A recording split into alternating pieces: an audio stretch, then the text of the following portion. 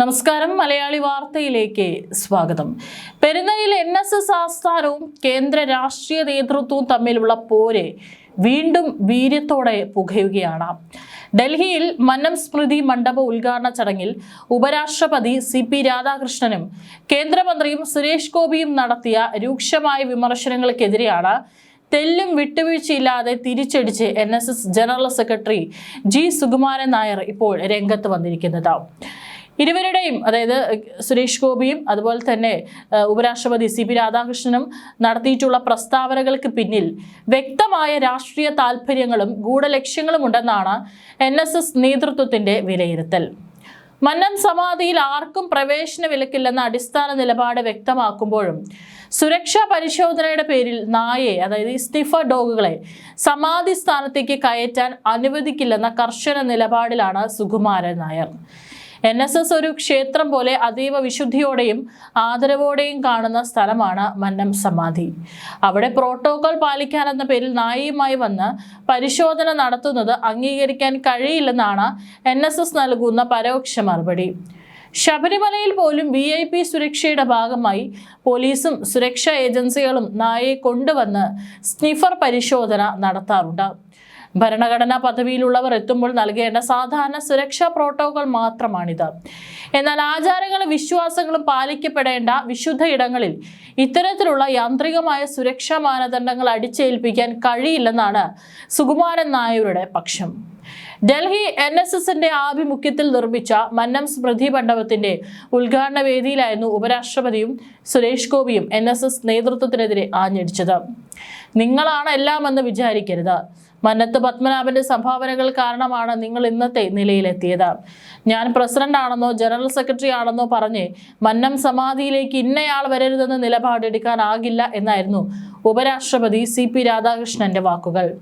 ഇതിന് പിന്നാലെ ചടങ്ങിന് ശേഷം മാധ്യമങ്ങളോട് സംസാരിച്ച കേന്ദ്രമന്ത്രി സുരേഷ് ഗോപിയും കടുത്ത ഭാഷയിൽ പ്രതികരിച്ചു. പെരുന്ന സ്വയം ശുദ്ധീകരിക്കപ്പെടുമെന്നും ഒന്നുകിൽ ഇപ്പോൾ അതിന് നേതൃത്വം നൽകുന്നവർ സ്വയം മാറും, അല്ലെങ്കിൽ കാലം അവിടെ ശുദ്ധീകരണം നടത്തുമെന്നാണ് അദ്ദേഹം തുറന്നടിച്ചത്. തെരഞ്ഞെടുപ്പിന് ശേഷം വലിയ ശുദ്ധി നടന്നിട്ടുണ്ടെന്നും പെരുന്നയ്ക്ക് പകരം ഡൽഹിയിലെ സ്മൃതി മണ്ഡപം ഒരു ബദലാണെന്നും സുരേഷ് ഗോപി കൂട്ടിച്ചേർത്തു. ഇത്തരം വിമർശനങ്ങൾ മറുപടി പോലും അറിയിക്കുന്നില്ലെന്നാണ് G സുകുമാരൻ നായരുടെ പ്രതികരണം. കഴിഞ്ഞ ഫെബ്രുവരിയിൽ കേരളത്തിലെത്തിയ ഉപരാഷ്ട്രപതിക്ക് പെരുന്ന മന്നം സമാധിയിൽ പുഷ്പാർച്ചന നടത്താൻ അനുമതി നിഷേധിച്ചിരുന്നു. പ്രകോപനത്തിന് കാരണവും ഇതുതന്നെയാണ്. എന്നാൽ സുരക്ഷാ പരിശോധനകളുടെ ഭാഗമായി ഇത്തരത്തിൽ സമാധിയിൽ നായയെ പ്രവേശിപ്പിക്കുന്നതിനെ എതിർത്തുകൊണ്ടാണ് അനുമതി നൽകാതിരുന്നതെന്നാണ് NSS നൽകുന്ന സൂചന. അതുപോലെ തന്നെ 2015 NSS ആസ്ഥാനത്തെത്തിയ സുരേഷ് ഗോപിയെയും കാണാൻ സുകുമാരൻ നായർ വിസമ്മതിച്ചതും വലിയ വാർത്തയായിരുന്നു. അന്ന് BJP പ്രവേശനം മുന്നിൽ കണ്ടുകൊണ്ട് NSSന്റെ വാർഷിക ബജറ്റ് മീറ്റിംഗ് നടന്നുകൊണ്ടിരുന്ന ഹാളിലേക്ക് കടന്നു വരാൻ ശ്രമിച്ചതുകൊണ്ടാണ് അന്ന് സുരേഷ് ഗോപിയെ തടഞ്ഞതെന്നും അല്ലാതെ വ്യക്തിപരമായ വിരോധമില്ലെന്നും സുകുമാരൻ നായർ മുമ്പും വ്യക്തമാക്കിയിട്ടുണ്ട്. പെരുന്നയിലെ ആസ്ഥാനത്തെയും മന്നം സമാധിയെയും രാഷ്ട്രീയ ലക്ഷ്യങ്ങൾക്കായി ഉപയോഗിക്കാൻ NSS അനുവദിക്കില്ല. ഏതൊരു സാധാരണക്കാരനും ഭക്തനും സമാധിയിൽ വന്ന് പ്രണാമം അർപ്പിക്കാൻ തടസ്സമില്ല. എന്നാൽ ഔദ്യോഗിക പദവികളെയും VIP സുരക്ഷയുടെയും പേരിൽ സമാധിയുടെ വിശുദ്ധി തകർക്കുന്ന രീതിയിലുള്ള പ്രോട്ടോകോൾ അനുവദിക്കില്ലെന്ന ഉറച്ച നിലപാടിലാണ് NSS മുന്നോട്ടു പോകുന്നത്. ഇരു നേതാക്കളുടെയും നിലപാട് NSSനോടുള്ള BJPയുടെ പൊതു നിലപാടായി കൂടിയാണ് വിലയിരുത്തുന്നത്. ഇതിനിടെ വിഷയത്തിൽ NSSനെ പിന്തുണച്ചുകൊണ്ടാണ് CPM നേതാവ് P രാജീവ് രംഗത്ത് വന്നത്. നിലപാട് സ്വീകരിക്കുന്നവരെ അധിക്ഷേപിക്കാനുള്ള ശ്രമമാണ് BJP നടത്തുന്നതെന്ന് അദ്ദേഹം വിമർശിച്ചു. വിഷയത്തിൽ NSS സംഘടനയാണ് നിലപാട് സ്വീകരിക്കേണ്ടതെന്നും അദ്ദേഹം പറഞ്ഞു. എന്നാൽ വിഷയത്തിൽ സംസ്ഥാന നേതൃത്വ നിലപാട് പറയുമെന്നായിരുന്നു CPM general secretary MA baby പ്രതികരിച്ചത്. അതേസമയം പെരുന്ന സ്വയം ശുദ്ധീകരിക്കപ്പെടുമെന്ന് തന്നെയാണ് കേന്ദ്ര സഹമന്ത്രി സുരേഷ് ഗോപി വിഷയത്തിൽ പ്രതികരിച്ചിരുന്നത്. ഒന്നുകിൽ ഇരിക്കുന്നവർ ശുദ്ധീകരിക്കും, അല്ലെങ്കിൽ സ്വയം ശുദ്ധീകരിക്കപ്പെടും എന്നായിരുന്നു അദ്ദേഹത്തിന്റെ പ്രതികരണം. തെരഞ്ഞെടുപ്പിന് ശേഷം വലിയ മാറ്റങ്ങൾ കണ്ടു തുടങ്ങിയിട്ടുണ്ടെന്നും ബദൽ മാർഗങ്ങളും ഉയർന്നു വരട്ടെ എന്നും അദ്ദേഹം പറഞ്ഞു. ഡൽഹിയിലെ മന്നം സ്മൃതി മണ്ഡപം ഏറെ നാളത്തെ സ്വപ്നമായിരുന്നെന്നും അത് യാഥാർത്ഥ്യമായെന്നും സുരേഷ് ഗോപി പറഞ്ഞു. വരുന്ന രാഷ്ട്രീയ സാഹചര്യങ്ങൾ മുൻനിർത്തി NSSനെ പ്രതിരോധത്തിലാക്കാനും ആസ്ഥാനത്തിന് മേൽ സമ്മർദ്ദം ചെലുത്താനുമാണ് കേന്ദ്ര നേതാക്കളുടെ ഈ നീക്കമെന്നാണ് പെരുന്നയുടെ വിലയിരുത്തൽ. ഡൽഹിയിൽ പുതിയ മണ്ഡപം നിർമ്മിച്ച് ബദൽ കേന്ദ്രമെന്ന് വിശേഷിപ്പിക്കുന്നതും NSSന്റെ രാഷ്ട്രീയ സ്വാധീനത്തെ കുറച്ചു കാണിക്കാനുള്ള ആസൂത്രിത നീക്കമായി സംഘടന കാണുന്നു. ഏതായാലും ഉപരാഷ്ട്രപതിയുടെയും സുരേഷ് ഗോപിയുടെയും തുറന്നടിച്ചുള്ള പ്രസ്താവനകളും അതിന് NSS നൽകിയ കർശനമായ പരോക്ഷ മറുപടിയും വരും ദിവസങ്ങളിൽ കേരള രാഷ്ട്രീയത്തിൽ വലിയ രീതിയിൽ പുകയുമെന്ന് ഉറപ്പാണ്. സുരക്ഷാ പ്രോട്ടോകോളും സമാധിയുടെ വിശുദ്ധിയും തമ്മിലുള്ള ഈ പോര് പുതിയ രാഷ്ട്രീയ ധ്രുവീകരണങ്ങൾക്ക് വഴി തുറന്നേക്കാം.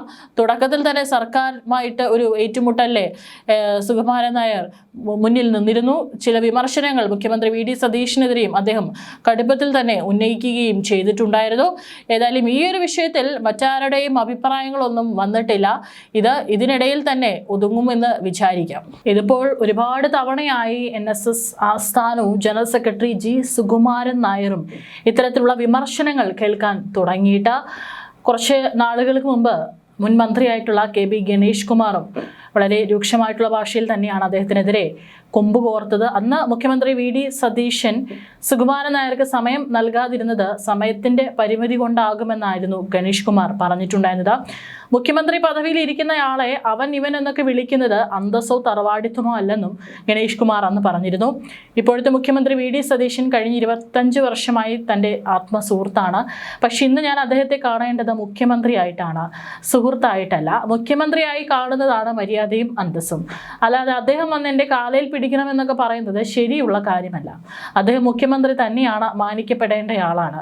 അദ്ദേഹത്തിന് കൊടുക്കേണ്ട സ്റ്റാറ്റസും ബഹുമാനവും കൊടുക്കണം, ആരായാലും കൊടുക്കണം. അത് നമ്മുടെ സംസ്കാരത്തിന്റെ ഭാഗമാണ്. മുഖ്യമന്ത്രിയെ അവൻ ഇവൻ എന്നൊക്കെ വിളിക്കാൻ ആർക്കും അവകാശമില്ല. അത് അന്തസ്സും തറവാടിത്തവുമല്ല. എൻ്റെ അഡ്രസ്സ് R ബാലകൃഷ്ണ പിള്ളയുടെ മകൻ എന്നാണ്. ആദ്യം മകൻ എന്ന നിലയിൽ എൻ്റെ അച്ഛൻ്റെ ഔദാര്യം, അത് കഴിഞ്ഞാൽ കലാകാരൻ എന്ന നിലയിൽ സ്നേഹിച്ച ജനങ്ങളും രാഷ്ട്രീയക്കാരൻ എന്ന നിലയിൽ എന്നെ സ്നേഹിച്ച ജനങ്ങളുമാണ് എന്നാണ് KB ഗണേഷ് കുമാർ മുൻപ് പറഞ്ഞിട്ടുണ്ടായിരുന്നത്.